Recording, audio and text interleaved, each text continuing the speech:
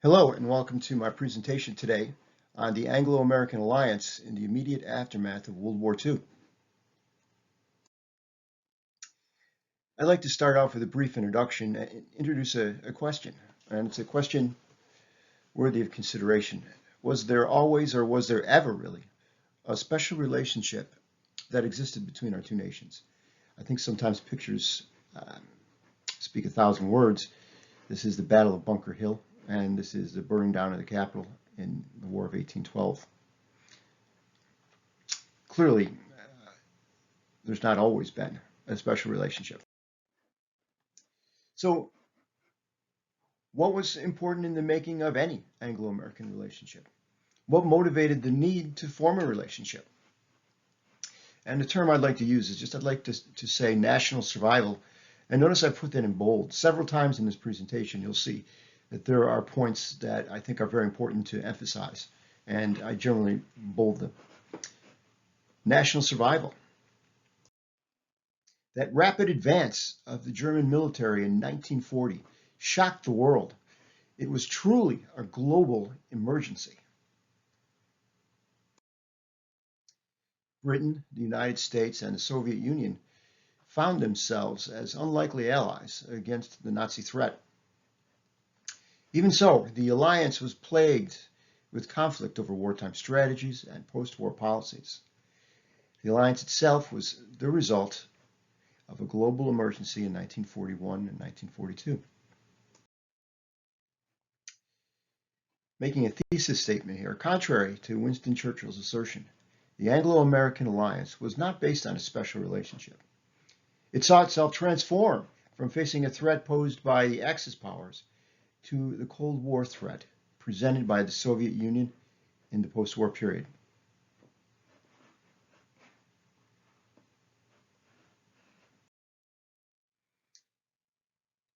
The relationship between the United States and Great Britain was historically troubled. Their relations were rarely warm. There were conflicts over trade, over national boundaries, neutrality rights that culminated in the War of 1812. The War of 1812 influenced the relationships between both nations for most of the 19th century. A special relationship between them was never inevitable. World War I and the interwar years. It's important to remember that the U.S. never formed a formal alliance with Britain in World War I. In the interwar years, they were characterized by disagreements over economic and strategic issues. You'll see, too, that I frequently put political cartoons into this presentation. I think it's a great way to display the way people were thinking at the time. Americans wanted no part of another European conflict. Americans were convinced that their entry into World War I was a mistake that was caused by British manipulation. The Neutrality Acts in the late 1930s reinforced that desire of Americans to avoid conflict in Europe. The Neutrality Acts basically stated that the United States couldn't sell weapons to states even though they were victims of aggression. They couldn't advance them loans. I've got this political cartoon. You've got America sleeping in one bed in all of the countries of Europe, basically, in bed with each other. And yes, that is Dr. Seuss.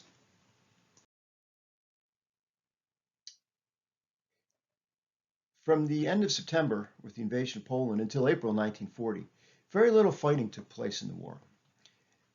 Frequently, we hear this called the phony war.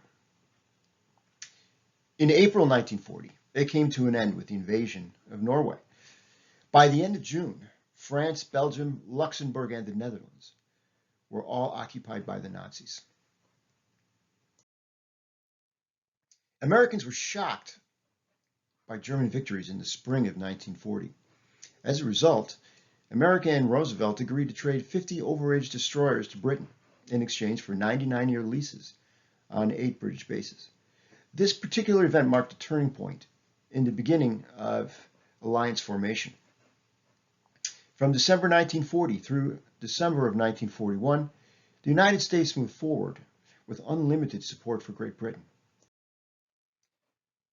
The result was the Atlantic Charter.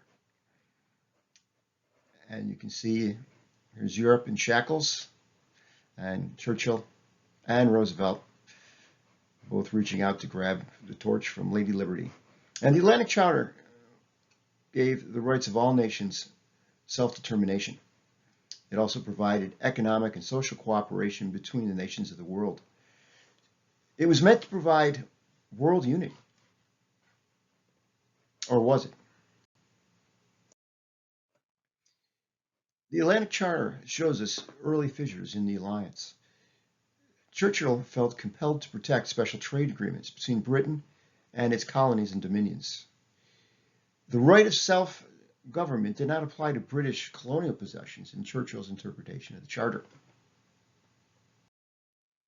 Sometimes I use this combination of the two flags to represent or to emphasize a part of the presentation that sort of links things together. So when you see those flags, it's just meant as a linkage point in the presentation. Before the United States was brought into the conflict, an Anglo-American alliance was not inevitable. From its founding, relations between the U.S. and Britain had a legacy of hostility and suspicion. There had never been a special relationship. It was a necessary alliance.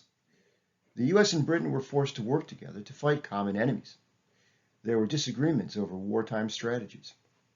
For example, Britain preferred to fight a war on a periphery that would slowly, gradually close the ring on Nazi Germany. They advocated for fronts in North Africa, for fronts in Italy.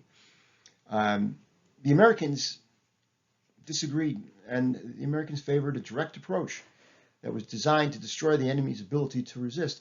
From the very beginning, the Americans wanted a cross-channel invasion.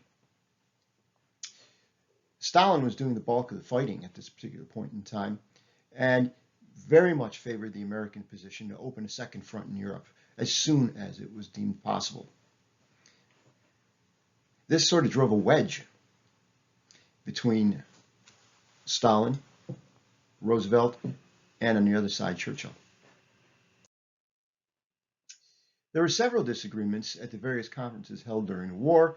I wish I could spend more time on these conferences, but time doesn't permit me to do so. It's also a little bit outside the scope of this presentation. But the Tehran conference, Churchill disagreed with Roosevelt and Stalin over the timing for a cross-channel second front. In Churchill's eyes, the war should have been fought on the periphery. Wait until Nazi Germany was almost defeated and then have a cross-channel invasion. Both Roosevelt, as I've said previously, Roosevelt and Stalin very much disagreed with that. Towards the end of the war, at the Yalta Conference, there was a breakdown of the alliance. As the war began to reach its conclusion, the alliance began to crumble. You have to remember that this alliance existed only to defeat the Axis powers. U.S. behavior from 1944 through 1945 did not provide evidence of a desire to maintain the alliance. For example, the U.S. didn't want to maintain the combined chiefs of staff. The U.S. terminated Lend-Lease agreements in August of 1945, knowing that at that particular time the British were dependent on them.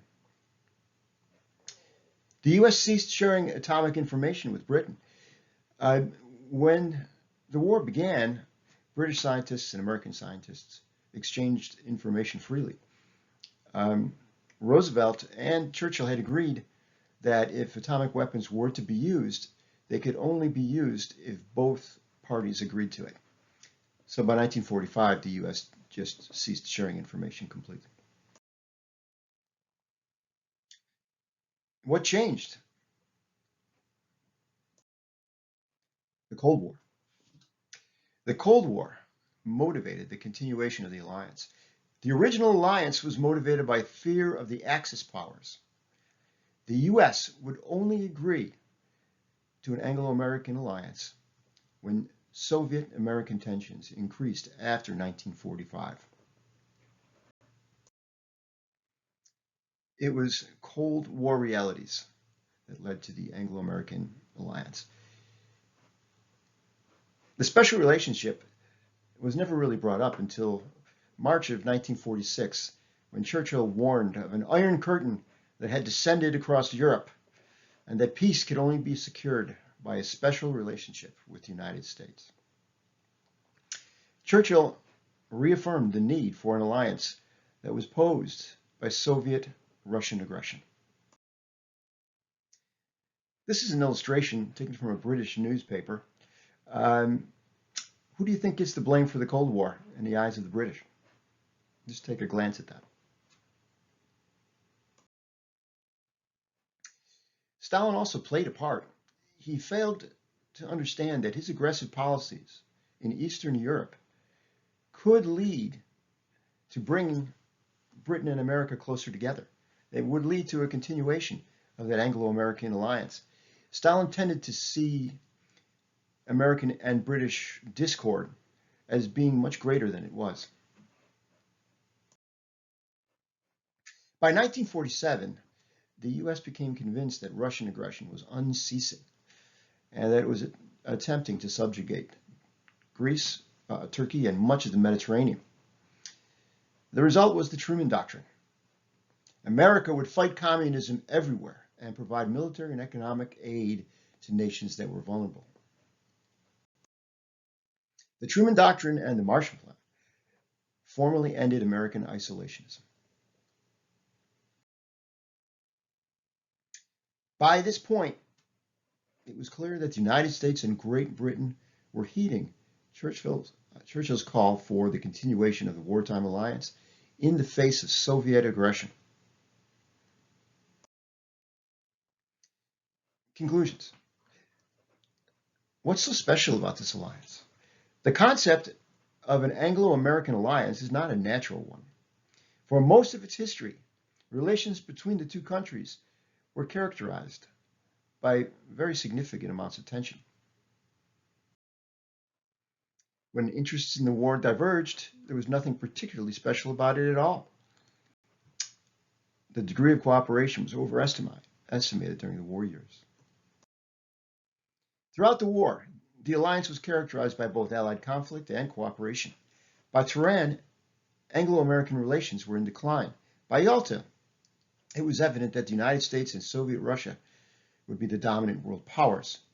By the end of the war, the U.S. saw no reason to continue the alliance. The Anglo-American alliance was only a pragmatic response to Soviet aggression. It offered the best means to protect their respective national interests. The relationship that existed between the United States and Great Britain in the initial post-war years was, contrary to Churchill's assertions, a transformation from facing Axis threat to a new threat from the Soviet Union, as opposed to being influenced by a special relationship. Here's a list of references that I used in making this presentation.